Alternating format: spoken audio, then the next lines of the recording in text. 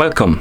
In front of me I have Garmin Vivomove 3S and I'm gonna show you how to adjust the screen brightness on this watch. First we need to wake up the screen on our watch, and you can do it by double tapping on the bottom of the screen. Once you wake up the screen, press and hold on the screen to open the menu. Now scroll through the menu by swiping left or right on the screen.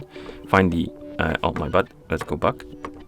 Find the settings icon and tap on it, not the Bluetooth icon. So find this icon, tap on it, and then scroll through the menu and find the brightness icon. It looks like the sun, basically.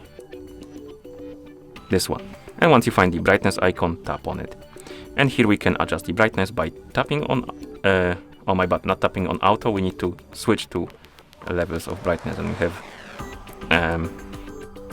1, 2, 3, 4, 5, 6, 7 and auto. So select the brightness you like and then tap on it like this to set it. Okay, and once you're done, you can tap on the back button to go back to watch face. And that's how you set change or adjust the screen brightness on this watch.